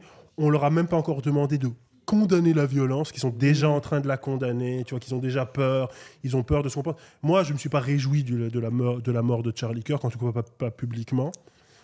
En privé, bon. Voilà, t'es fait en privé. Bon. Ah ouais, putain, un j'en petit- fais tomber mon café. Non, mais je dis pas ce que j'ai fait en Mais on privé. sait pas. Mais non, Je dis mais pas ce que j'ai fait on en sait privé. pas. Moi, surtout, l'élément que j'aimerais bien rajouter, c'est que ils vivent dans le rêve de leurs ennemis et tout ça, en condamnant la violence avant même que. Mais surtout, ils ont abandonné le fait de condamner celle de l'extrême droite maintenant. C'est-à-dire Bon, ils se fatiguent même plus à, je sais pas, reprendre leurs déclarations, Oui, dire oui, oui. on s'indigne et tout ça. Tu sais, l'exercice d'indignation qui est présent à gauche, tu vois. Maintenant, en vrai, les gens, ils sont rodés. En fait, il y a tellement de déclarations, c'est fatigant. Donc il y en a, ils essayent de continuer à le faire, ils créent du contenu autour de ça ou je sais pas quoi. Mais l'indignation, ça y est, en fait, les gens se fatiguent à Ouais, s'indigner. leur seule obsession, Mais- c'est de pas paraître pour un espèce d'énervé, etc. C'est ça. Quand je dis ils vivent dans le rêve de leur ennemi, ça veut dire que Charlie Kirk, ils sont pas capables même, je pense, de le concevoir comme un ennemi. Tu vois, ils sont pas capables de se dire, mais attends, un type qui a une telle plateforme, un type qui a une si gigantesque influence, tu vois, au point que Trump lui-même se rue pour saluer sa mémoire, etc. Que Netanyahou, comment dire, éjacule sur son cadavre. Que J.D. Vance est pris de larmes face au cadavre fumant de ce mec. Ouais. C'est-à-dire, ils sont pas capables de se dire que ça, peut-être que c'est bien pour nous, si tous ces nazis commencent à chialer sur le cadavre de ce type, peut-être que c'est un petit peu une bonne nouvelle. Non, ça va les renforcer, ils vont devenir encore plus forts. Mais vous les fantasmez tellement plus forts qu'ils sont, tu vois. Oui, Et c'est un truc, je vois. Ouais, mais- une espèce d'expérience qu'il y a. Juste, je termine là-dessus. Juste Vas-y. dans Les damnés de la terre de Fanon, il dit à un moment donné, l'expérience transformatrice pour le colonisé, c'est de se rendre compte que le colon peut saigner et peut mourir. Et j'ai l'impression qu'ils ne se sont pas rendus compte de ça, tu vois. Ils voient en 4K la gorge de Charlie Kirk qui dégueule du sang, mais ils ne sont pas capables de se dire que ce mec peut mourir. Ils sont capables de se dire, tout ce qu'ils se disent, c'est « Oh, ça va rendre Trump encore plus fort ». Mais ils peuvent mourir, leur monde peut mourir. Rendez-vous compte de ça, en fait. Je veux dire... Est-ce que vous savez ça? Est-ce que vous le croyez? Il y a même... Attends, moi je voulais juste... En me faisant avocat du diable, moi j'ai envie de t'opposer l'argument de... Oui, mais si jamais on se réjouit de ça, qu'est-ce qui nous prémunit du fait qu'il fasse 500 fois pire en retour, de manière complètement aveugle? Genre Trump demain, je sais pas, imaginons, on n'a pas chopé le mec et la propagande aurait continué son chemin sur « Ah, c'est un trans ». Trump, je sais pas moi, envoie des patrouilles qui vont mettre tous les trans dans un camp ou j'en sais rien. Qu'est-ce qu'on fait en fait de cet argument de... En fait, le risque, c'est qu'on vit bien pire. Et c'est comme dire, finalement, le 7 octobre, peut-être que c'était un exutoire, mais regarde la situation maintenant. Qu'est-ce qu'on en fait de cet argument? Mais moi, j'ai l'impression que c'est déjà le cas et que l'extrême droite, par exemple, elle est déjà violente avec ceux qu'elle a envie de violenter et qu'il y a déjà des meurtres de Noirs américains, il y a déjà des meurtres de meufs trans, il y a déjà des meurtres de meufs tout court, tu vois ce que je veux dire? Et que du coup, genre c'est là où tu vois, je recomprends l'argument de Norman, tu tentes de te prémunir d'un rapport à la violence en politique que eux abordent déjà et qu'on essaye de caricaturer à travers de la psychiatrie justement des fois. On va dire oh ils sont fous, c'était un incel, il était très frustré. En vérité, oui, bien sûr, il était influencé par des idées, mais c'est sa folie qui a parlé. Alors même qu'en soi, tu sais, limite c'est pour gommer le rapport à l'intentionnalité. Et non, mais c'était pour venir sur ton argument de fait. En fait, eux utilisent ces méthodes-là, tu vois. Et moi, ce qui me fascinerait, c'est de savoir qu'en plus, c'est un républicain ou un mec qui pense pire que les républicains, qui a buté Kirk, tu vois, qui prouverait encore une fois que, en fait, ces mecs-là sont prêts à être violents. Tu vois, genre, ils n'ont pas peur, du moins, de cette violence-là. Mon argumentaire, en fait, c'est de dire, de toute façon, c'est probablement pas un gauchiste qui a buté Charlie Kirk. Peut-être que c'est le cas, on ne sait pas vraiment. En tout cas, c'est au minimum un petit peu confus dans sa tête, peu importe.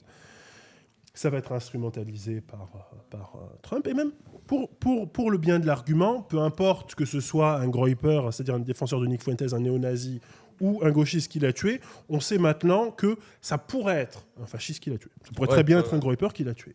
Et Trump peut très bien instrumentaliser ça pour dire, comme tu disais, on va mettre les trans dans des camps, etc.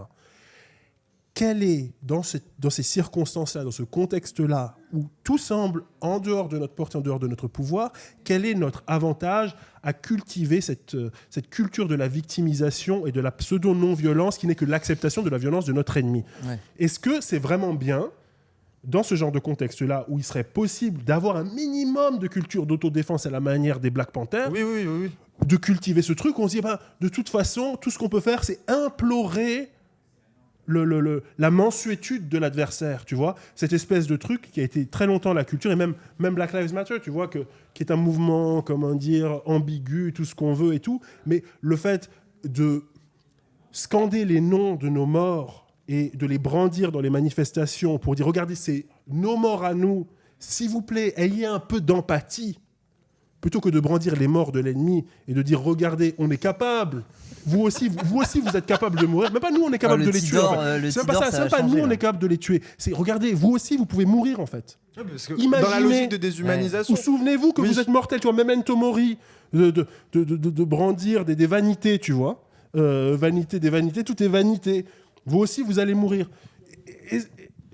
Les rappeler à leur propre mortalité. Est-ce que ce serait pas quelque chose d'un petit peu plus intelligent que de dire, non, on arrête la violence, mais c'est du Carl Schmitt 101, tu vois. C'est pas toi qui décides de l'ennemi. C'est pas parce que Salomé Saké ou Guillaume Erner dit non mais nous on est gentils, on va pas. Si Trump a décidé que tu es l'ennemi et qu'il t'envoie les drones, il t'envoie les drones en fait. Mais moi je te dirais. Vaut mieux être prêt. Moi je te dirais c'est aussi parce que la fiction nous a habitués à ce genre de récit. Genre tu sais ça me fait penser par exemple genre. En soi, dans la réalité, une situation comme ça, elle est impossible. Mais la situation de Negan dans Walking Dead. Genre, en mode, le mec revient, il bute quelqu'un. En fait, on a envie de le tuer, mais on va le mettre dans une prison. On va s'en occuper jusqu'à lui prouver qu'il a tort. Tu vois j'en parlais avec Mago l'autre jour de cet arc de rédemption de Negan qui n'a strictement aucun sens. Oui. Qui n'a strictement aucun sens. Oui. C'est l'arc de rédemption d'Hitler, quoi. L'arc de rédemption d'Hitler. c'est bon, c'est pas Vegeta en fait, c'est pas. C'est pas Sasuke, c'est quoi? Ça va. Mais ça existe dans la fiction, mais c'est aussi on oublie à quel point on se représente les choses au travers de la fiction. Il y a vraiment ce truc, cette tendance à se dire vas-y, le méchant, dans des tas d'histoires, on va lui faire comprendre qu'en fait il faut être gentil.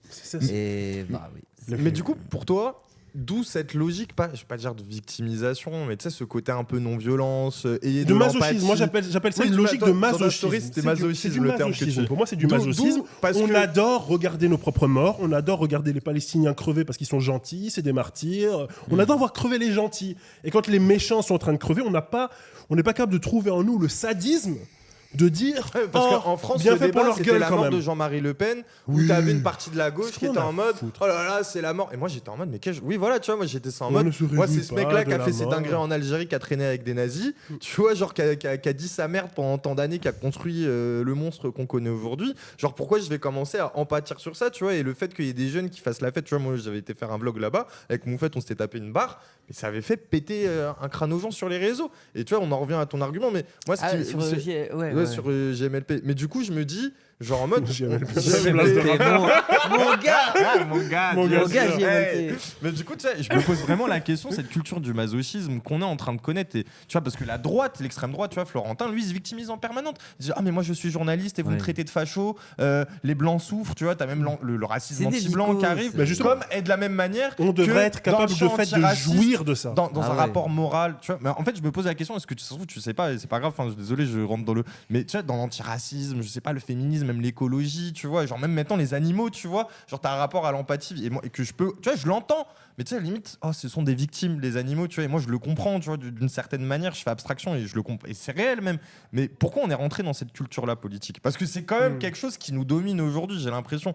Genre en mode, si on se doit d'empathir pour Charlie Kirk selon certains, c'est aussi parce qu'on est dans ce paradigme-là, tu vois. C'est délicat, tu vois, parce que Charlie Kirk lui-même, il parlait beaucoup. Pourquoi à qui t'as dit pardon? Moi je dis toujours pardon, c'est même pardon, désolé, pardon, c'est horrible. Désolé. C'est horrible.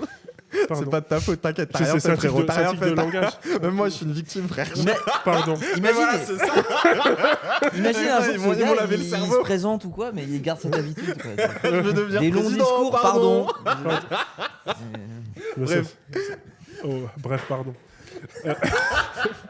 C'est communicatif en plus. Te fais pas baiser, c'est communicatif. Mais ça va, moi aussi j'ai tendance à dire pas mal pardon. En fait. Mais c'est un truc de la taille aussi. C'est un truc de la taille. Parce qu'on prend beaucoup de place. Oui, dominant. On a l'impression d'être dominant malgré nous et du coup on veut pas. Comment ça l'impression? On est dominant. Oui, c'est vrai. On est des dominants. Pardon, je l'oublie trop souvent. Mais non, attends, toi, c'est sûr que ça te le fait, mais parce que t'es un mec grand de fou. Genre, je crois que t'es un peu plus grand que moi. Mais en vrai, est-ce qu'il n'y a pas des gens qui te regardent mal par principe dans la rue parce que t'es grand? Moi, il y a des gens, ils sont perçus. Tu sais, des fois, il y a un peu un truc de défiance. Il n'y a pas que ça dans le 93. Je suis en terre conquise, tu vois.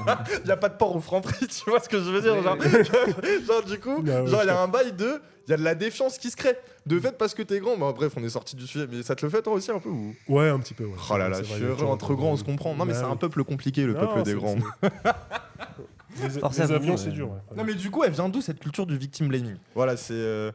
Non, pas victim blaming, mais du coup, de ce côté de se victimiser. Pardon. Ouais, de se victimiser. Tu sais, il y a un truc qui m'a pas mal. Ouais, je disais, c'est ambigu ce truc de l'empathie, tu vois, parce qu'à la fois t'as des mecs comme Elon Musk, comme Charlie Kirk lui-même, qui a dit on en a marre de cette culture de l'empathie, etc. Tu vois, que c'est de la merde et tout. Bon, c'est important l'empathie. En même temps, il faut qu'on trouve nous-mêmes notre propre critique de l'empathie parce que it's going out of control, tu vois. Il y a un problème, en fait, avec cette culture de l'empathie. Je donne un exemple qui m'a beaucoup frappé, qui a peut-être étonné, un truc où j'ai vu cette culture de l'empathie à l'œuvre de façon assez étonnante, tu vois. Bon, on a parlé de Jubilé avant. Je donne un autre exemple. Est-ce que tu te souviens de la fameuse chanson de Kanye, sa chanson la plus polémique, n'est-ce pas? Hi, est-ce qu'on a le droit de dire son nom à l'autre? Hitler. Oui. Hi Hitler. Il a fait sa chanson. Oui, si, je me rappelle. Sa chanson, pour moi, cette chanson-là, tu vois, au-delà du fait que voilà, il spamme des slogans nazis et tout, c'est plutôt une bonne chanson par ailleurs, musicalement. Musicalement, après ça reste Kanye West. Il se passe quelque chose. Il se passe quelque chose. Il a bien compris l'assignment, tu vois, de faire un chant nazi pour le 21e siècle. Ok, pourquoi pas. Mais la manière dont il explique son nazisme, pour moi, c'est vraiment tout le truc. il te dit pas. J'ai réécouté des vieilles musiques de skinhead, tu vois, de skinhead néo-nazi. Pourquoi il t'expliquait pourquoi est-ce qu'ils étaient racistes? Pourquoi est-ce qu'ils étaient skinhead? Il disait, il y a trop d'immigrés en Angleterre, parce que évidemment c'est les Anglais qui ont commencé le truc. Il y a trop d'immigrés en Angleterre. On est en train de nous remplacer. On a perdu notre empire. C'était très littéral. C'est très littéral. Pourquoi est-ce que on est devenu nazi? Il y a trop de paquis, il y a trop de noirs, on est plus puissant, on veut un empire, on veut être balèze, quoi. On est des putains d'ariens, c'est bon, quoi. Donnez-nous un truc. Kanye, pourquoi est-ce qu'il est nazi? Oh, ma femme m'a quitté. Les gens me critiquent sur Twitter. Les gens comprennent pas ce que je dis sur Twitter. J'aimerais dire des choses aux gens, mais ils me comprennent pas. J'ai pas de droit de garde sur mes enfants.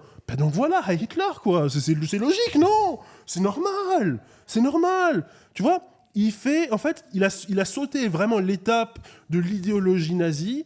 Il est déjà en train de faire la sociologie de sa propre radicalisation fasciste, tu vois. Okay. Il t'explique, voilà, j'ai des problèmes, j'ai des problèmes dans ma vie, empathissez avec moi, donc nazisme. Mais c'est normal, tu vois, récit d'incel, voilà, on me pose des problèmes, j'ai des soucis dans l'existence, nazisme. C'est comme ça, tu vois. J'aurais plus pensé. Vas-y. Moi, c'est juste. Moi, j'aurais un angle de dire, mais c'est pas par rapport à l'empathie, mais c'est aussi par rapport à la violence et la capacité de l'encaisser ou de se la représenter, de l'anticiper, tu vois. Et juste anecdote, ça sort un peu du truc, mais vous allez comprendre pourquoi j'en viens là. Moi, je faisais beaucoup de cauchemars. Où c'est ce fameux cauchemar où en fait, quand tu donnes un coup à quelqu'un, t'as l'impression que tu fais rien. Genre la personne elle bouge pas. Mais ça c'est le truc qui arrive si dans les rêves. Tu frappais un fantôme. Ouais, c'est ça. Mais en fait c'est un constat de ta puissance. C'est vu que tu la cultives jamais, vu que t'es jamais face au fait de qu'est-ce que je vaux à donner un coup, tu te le représentes. Enfin, on t'amène à te le représenter comme quelque chose qui n'aura strictement aucun effet. Et moi je sais que j'ai voulu faire du sport de combat, ne serait-ce que pour résoudre ce problème-là. Et c'est vrai que ça a résolu ce problème-là.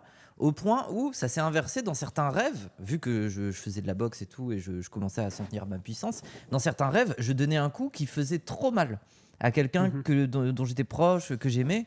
J'avais désormais peur de l'exercice de cette puissance trop forte. Mais moi, je suis désolé, en fait, j'ai quand même résolu quelque chose. Maintenant, je constate mieux ma puissance et tout ça, et en fait, je pense qu'il y a de l'hypocrisie aussi dans ce débat par rapport à la violence de l'extrême droite, c'est les gens qui sont dans ce doute de l'exercice de leur puissance. Dans leurs rêves, ils doivent s'imaginer leur totale incapacité à pouvoir répondre à une attaque de fascistes ou quoi que ce soit. Et je trouve qu'il y a un truc psychologiquement de l'ordre de la lâcheté là-dedans, quoi. C'est qu'au bout d'un moment, et c'est pour ça en fait que tu parlais d'aller faire des stages de tir et tout ça. Désolé, mais c'est un peu comme la culture du sport de combat. C'est à quel moment tu vas faire l'exercice de ta puissance, tu vas y goûter un peu. Et c'est pas pour devenir un footgun ou un footbox, c'est pas ce que je dis. T'es même pas dans la rhétorique du fils de Sarko qui est en mode savoir être violent pour pouvoir se contrôler. Non, t'as pas besoin de devenir ceinture noire. Qui a appris de Jordan Peterson. Ouais. Et qui me semble pas... Comment dire, c'est raisonnable. Je trouve ça raisonnable, ce truc. Mais voilà, moi, je suis pas fan de Jordan Peterson pour eux. mais voilà, moi c'est là que je voulais en venir, c'est qu'en fait psychologiquement il y a aussi ce rapport-là, c'est que en fait tu as peur d'exciter la bête et tu as peur qu'elle te morde, et en fait c'est surtout ce que tu veux pas dire, c'est que dans ta manière, dans ton rapport à la violence, tu penses être incapable de répondre à la bête. Tu vas forcément être mordu, c'est bad ending. Un truc, comment dire, une réflexion que j'ai envie de soumettre à votre sagacité, tu vois, que j'ai eu en relisant Fanon il n'y a pas longtemps, parce que sur Fanon, dans Les damnés de la Terre, à la fin, il termine en disant « Nous allons construire un homme neuf, nous allons construire un homme nouveau ». Tu vois, c'est ce qui est un vieux truc, tu vois. Et souvent, quand les gens lisent ça, ils se disent ça va être un truc un peu utopique, gentil, cool et tout, tu vois, genre tout le monde va être heureux parce que c'est à la fin du livre, donc on sait. Je me suis dit, qu'est-ce que c'est vraiment l'homme nouveau selon Fanon? J'ai relu le livre, j'ai lu 30 fois, j'ai fait ma thèse dessus, donc j'avais ma petite idée déjà. De quoi? Non, mais bon, peu importe. en gros, l'homme nouveau de Fanon, si tu regardes vraiment ce dont il parle dans le bouquin, c'est celui qui, comme je disais, se rend compte que son ennemi peut mourir, celui qui s'arme. Si tu lis l'enceinte de la révolution algérienne, c'est les femmes algériennes qui posent des bombes, qui expliquent à leur propre daron, tu vois, c'est l'inversion du rapport familial, c'est les filles dans la famille qui expliquent à leur daron qu'il faut aller buter les colons, etc. C'est ça, c'est-à-dire l'homme nouveau, c'est un être humain incroyablement ajusté à la violence. Incroyablement ajusté à la violence. Aujourd'hui, lorsqu'on parle de ça, de dire c'est, justice réparatrice, etc., c'est que tout le monde va devenir absolument non-violent. Créer des subjectivités les plus non-violentes possibles. On est là-dedans. C'est une manière de désarmer, du coup, d'une certaine manière. Il y a un paradoxe, malheureusement. Un paradoxe parce que on doit pouvoir être violent envers nos ennemis et on est dans une culture où on est tellement à l'intérieur de nous-mêmes qu'on réfléchit plus à ne pas être violent entre nous. C'est très difficile de jongler entre les deux. Mais en tout cas, l'humanité nouvelle, selon Fanon, c'est pas une humanité pacifiée, gentille, etc. C'est une humanité terrible. Terrible. Mais c'est toujours le problème d'une révolution. À partir du moment où la révolution est gagnée... L'an 5, mais l'an 5, il y avait quand même ce truc où justement c'était le MNA qui était très réformiste, enfin du moins qui était très attentiste, qui était en mode dans des logiques limites de demander des droits, tu vois, et qui se confrontait aux nouvelles générations qui étaient tellement ulcérées de la colonisation, qui elles étaient prêtes à prendre les armes, à s'attaquer aux colons, etc., etc. Mais est-ce que justement... on n'est pas encore, même dans ce rapport à la violence politique, tu vois, genre là en ce moment, tu as le slogan « se salir les mains » qui vient un peu, tu vois, un peu partout. Mais est-ce que t'as pas justement, qu'on n'est pas assez ulcéré? Et que même, tu vois, nous, on est en Occident, et que, tu vois, genre, tu sais, tout le monde la fantasme, le fait qu'on a brûlé le Parlement au Népal. Mais en fait, tu vois, genre, il y a aussi ce sentiment... où quand bien même peut y avoir du racisme, quand bien même peut y avoir de la misogynie, quand bien même peut y avoir du classisme, etc., on va pas faire tous les ismes, mais en fait les gens profitent quand même un peu du rapport à l'Occident, au capitalisme, à la domination du Nord sur le Sud, où en fait on n'en est pas dans un rapport aussi ulcérant et que du coup les gens n'en sont pas obligés de se dire là je n'ai plus d'autre choix que pour ma survie de me dire que je me dois d'être violent. Tu vois ce que je veux dire? Bien sûr, non mais c'est certain. Oui. Mais c'est aussi notre comment dire. Et moi-même, tu vois, moi j'ai pas besoin d'être violent si tu veux. Tu l'es pour le plaisir. Ouais. Mais pour le plaisir, je suis fait comme ça, tu vois. C'est ça, arrête. 2m5, 115 kilos, j'ai pas le choix en fait, tu vois. J'ai pas le choix. La violence, c'est imposé. Je serre la main de quelqu'un, je repars avec un os dans la main, tu vois. Mais des fois, les gens te serrent la main, ils ont l'impression que tu les. Bref, t'inquiète. Problème de grand. Excuse-moi, on en parlera après. Je serre la main, j'ai l'impression de serrer la mienne en fait. J'ai l'impression qu'il y a rien. Désolé, bref, c'est comme ça, c'est comme ça, qu'est-ce que tu veux. Mais c'est vrai que quand t'es arrivé, j'ai pensé à l'attaque des Titans, c'est vrai. je te demanderai pas lequel je suis censé être. Moi, il m'appelle Titan Colossal, tu sais, le grand, là, le Titan Colossal, bravo. Mais Titan assaillant. Mais t'allais dire, pardon? Du coup, oui, c'est juste, non, t'as raison. Sur le truc de l'ulcération. Avance pas, mais des Titans. Non, c'est que... Non, je sais plus ce que j'allais dire. Ok, non mais tranquille. Disait que la Norman, rébellion... le Chirac noir, respectez-le. Le Chirac noir. Le Chirac noir. Déjà, attends. Non, parce que noir, ok, mais Chirac. Genre. Pas Chirac. J'écoute. Ah mais parce qu'il est grand. Oui. Tous les Français. Oui. Après Chirac, en vrai, il est débat. Oui. Moi, il est drôle, tu veux dire. Non mais en fait, Norman Ajari, c'est le seul gars qui accepte. Oui, là. C'est avec le nom de famille. Non mais t'as la troisième personne. Tous les prénoms sur la carte d'identité. Oui, Norman, Edward, etc. Non mais en vrai, il y a un geste de genre en mode t'as pas le droit de bander sur des personnalités de droite alors même que tu sais que t'es en totale défiance de ses idées politiques, que tu luttes contre, blablabla. Et tu vois, Chirac, la vie de ma mère. Que moi je le trouve stylé, qui a un sens de la loyauté, mais si je te jure, de la loyauté, c'est une dinguerie, le plus gros traître qui puisse exister. Traître à qui? Il recommence JPP. Traître, de qui n'a-t-il pas été moi je te parle dans son camp politique, frère, il les a pas trahis. En vrai, la vérité, c'est lui qui s'est fait trahir par les sarkozystes, etc. Et moi, c'est ça que je remarque, c'est qu'en vrai, il a baisé, on va dire, les enfants de la meute gaulliste. Genre en mode parce qu'il s'appelait vraiment la meute, en mode ils chassent ensemble et ils se trahissent jamais.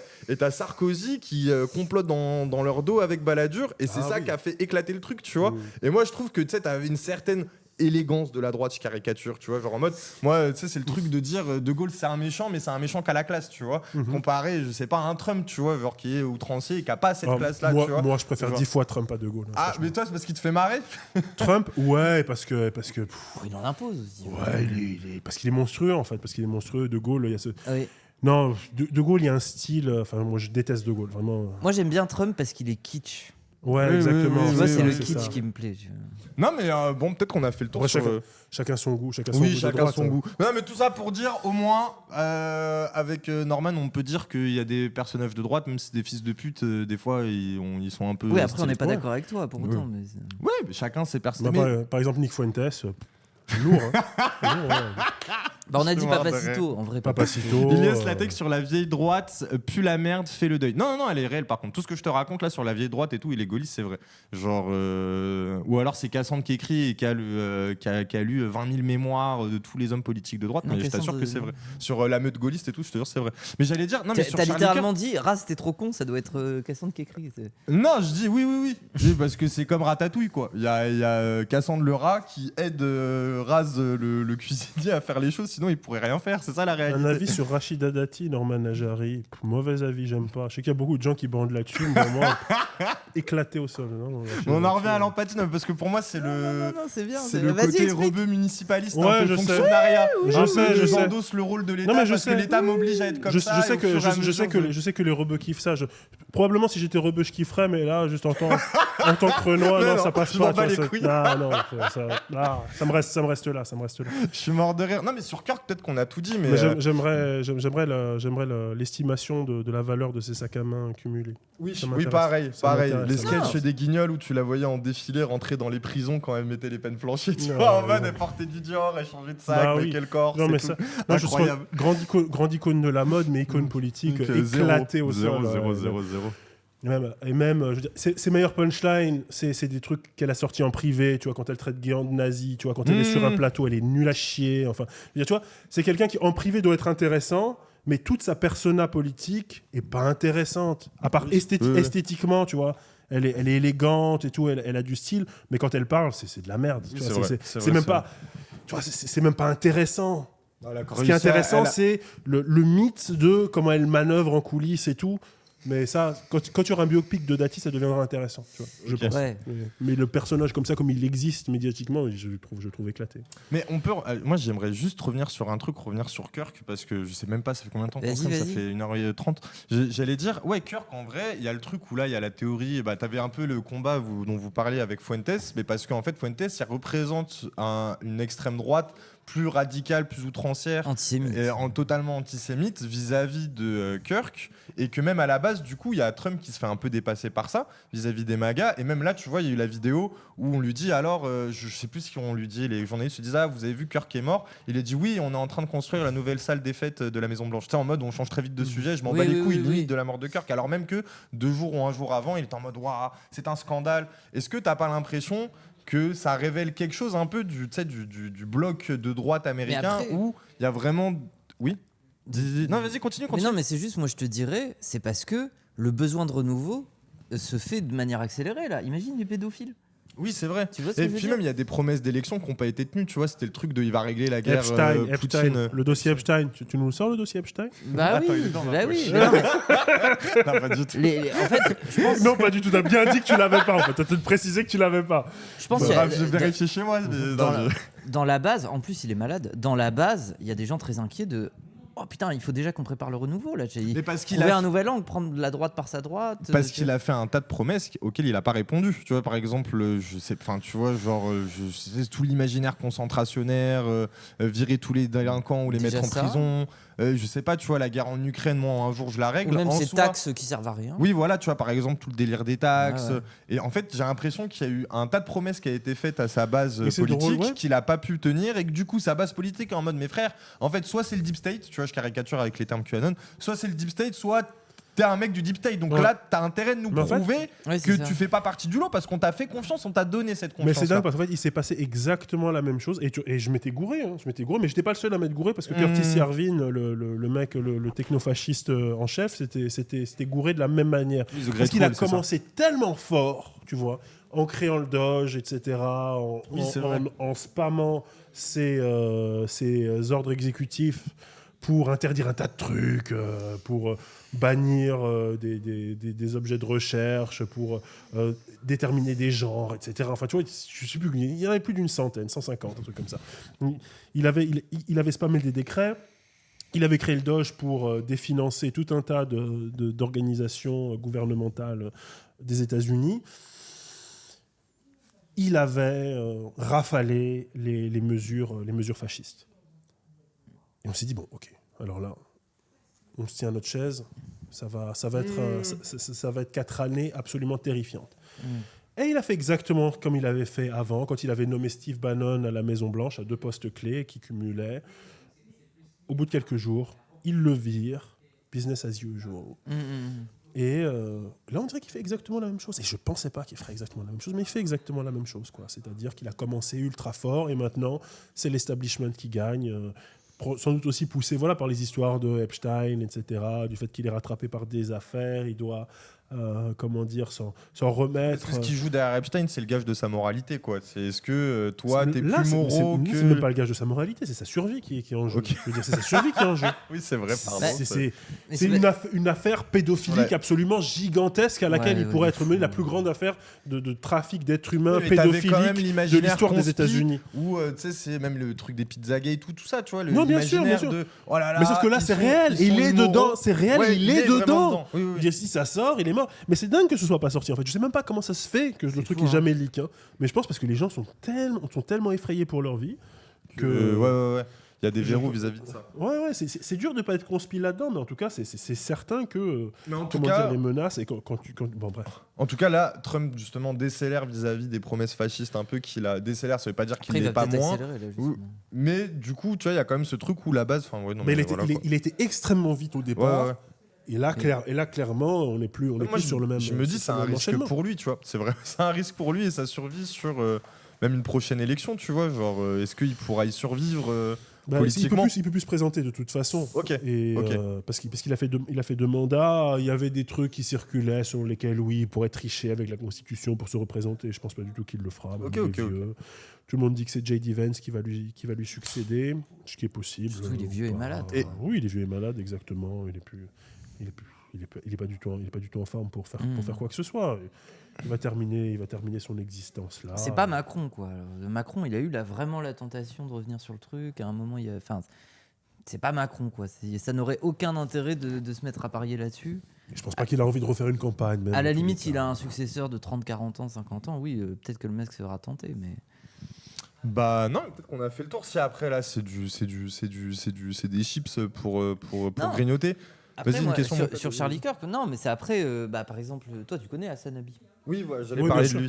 Lui, par contre, là, il est... il est terrifié, il a des bonnes raisons. Enfin, déjà, avec le niveau de menace qu'il se prend d'habitude, il devait débattre avec lui dans 2 semaines et tout. Là, il est sous le feu des projecteurs. Et en fait, le premier réflexe des gens qui sont en mode « ils ont tué l'un des nôtres, on va tuer l'un des leurs ». Oui, ce sera c'est pour quand Hassan oui, il est dans le bad. Enfin, bref. Donc, en fait, moi, ça pose juste la question de... En fait, par exemple, nous, en tant qu'influenceurs, c'est vrai qu'on vit le truc différemment parce qu'on est un peu plus des têtes, on est sur l'affiche un peu, tu vois. Donc c'est sûr que oui, c'est un peu badant, mais du coup, notre rapport à la violence sur d'autres influenceurs. Mais moi, je trouve que c'est le débat qu'on a vu. Pardon, vas-y. Mais qu'est-ce que t'en as pensé, toi ? Parce que t'as peut-être vu sa réaction. Lui, il était Non, j'ai pas vu la réaction d'Hassan. Il était un peu, pas tremblotant, mais il était un peu inquiet. Lui, il était en mode vraiment, je peux pas me réjouir de ça parce que ce mec, il fait quasiment le même métier que moi. Et je sais ce que c'est que l'exposition à la violence, blablabla. Et je devais débattre dans 2 semaines avec lui. Je peux pas en rire. Voilà, tu vois. Ouais. Je peux comprendre, si tu veux. Je peux le comprendre. Après, sa réaction à lui, je comprends moins celle de Dean Withers qui a chialé en disant... Incroyable vidéo. Incroyable vidéo. C'est une petite merde, mais... Je peux comprendre du fait qu'il va se manger, qu'il risque de se manger des représailles. En même temps, pourquoi il reste aux États-Unis? Il peut aller n'importe où, il est multimillionnaire. Va faire ses streams depuis un autre pays et arrête de nous casser les couilles en même temps. Comme les streamers français qui veulent des... Oui, il peut aller n'importe où. Je dis, il se met au vert jusqu'à ce que le gouvernement change. Et puis la vérité, on en revient aussi au discours c'est tellement facile pour lui de régler ce problème. Tu vois, l'un dans l'autre. Il est turc, il aille en Turquie. Peut-être qu'il a peur qu'Erdogan le fasse chier. Tu vas me dire, rentre dans ton pays. Non, mais je rigole. Oui, j'ai dit, bien sûr, j'y rentre dans ton pays. Non, mais il n'y a pas de problème. Il est pro-chinois, il est pro-Erdogan. Il n'y a pas de problème en plus pour lui. Je veux dire, il est pro-chinois, en plus, il peut aller en Chine. Il va en Chine. Il va à Hong Kong, il est bien. Il peut aller n'importe où. Ce mec, tu vois. Il est pas obligé d'être à Los Angeles. Tu vois ce que je veux dire? Juste. Mais du coup, parce qu'il a son dating pool là-bas, ou je sais pas, tu vois, c'est bon, on s'en bat les couilles. Non, mais vraiment. Non, mais j'allais dire aussi, c'est le truc des Hassanabi, c'est un peu comme quand t'as des Je suis Charlie en France. Je peux avoir un. Merci. Bien sûr, mais il faut dire vive la Palestine quand on en mange. Oui, sinon. Tu t'en as mangé 30 et t'as pas dit vive la Palestine. C'est vrai, vous m'avez démasqué. Putain, agent du Mossad, je le savais. Mais ils sont tous venus ensemble. Il soutient tellement la Palestine. Ouais, alors là, il peut pas aider tout le monde. Vive la Palestine. Cassandre, check WhatsApp. Mais j'allais dire quoi? Non, merci. Moi, Tu m'aimes pas? Non, agent d'Israël. T'aimes pas la Palestine? Agent d'Israël, c'est pas pareil. C'est pas pareil. Le mec, il avoue tout en stream, non, pas du tout.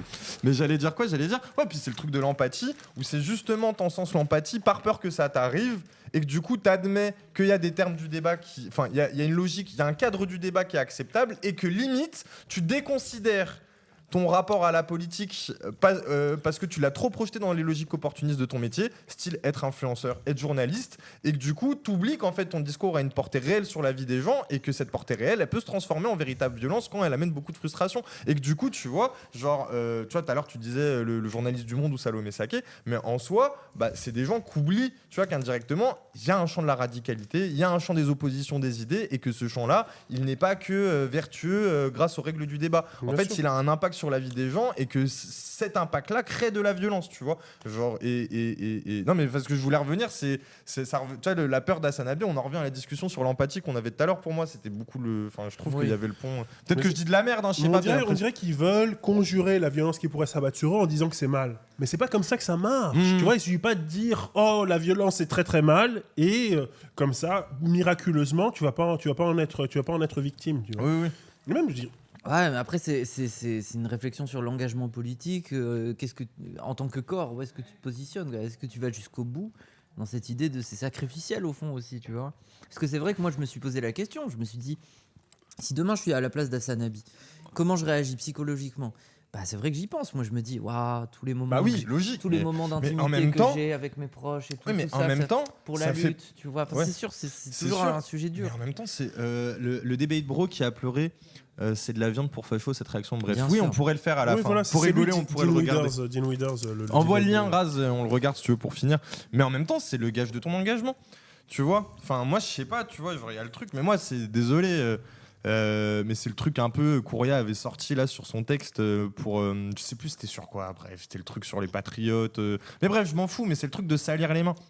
Et en vrai, moi, ce truc-là, je suis désolé, je le trouve un peu concret, même encore aujourd'hui politiquement, c'est que les gens, je pense qu'ils ont trop envie de s'engager dans un rapport moral quand ils font de la politique où ils veulent s'estimer à travers leurs idées. Et ils oublient qu'aussi, faire de la politique, c'est aussi s'ancrer dans la vie des gens avec tout ce que ça induit. Et que du coup, je sais pas comment dire, genre, au bout d'un moment, tu fais pas. Enfin, je sais pas.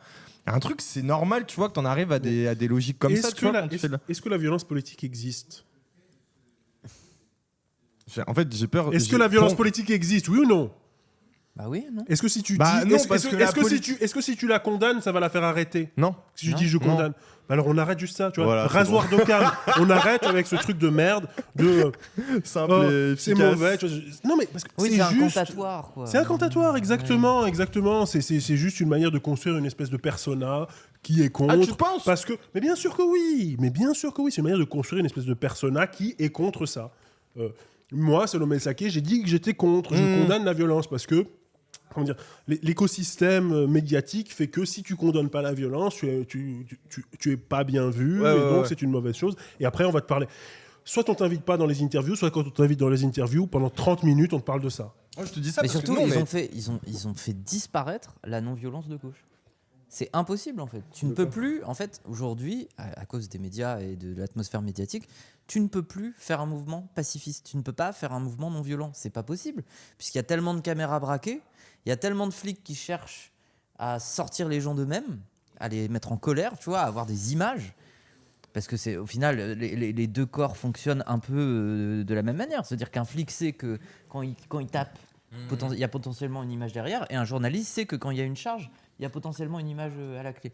Donc en fait, ils ont fait disparaître. En fait, ils ont tué l'imaginaire de la non-violence, du pacifisme, parce que ce qui compte, c'est qui a l'image, qui la commande, qui lui donne une couleur.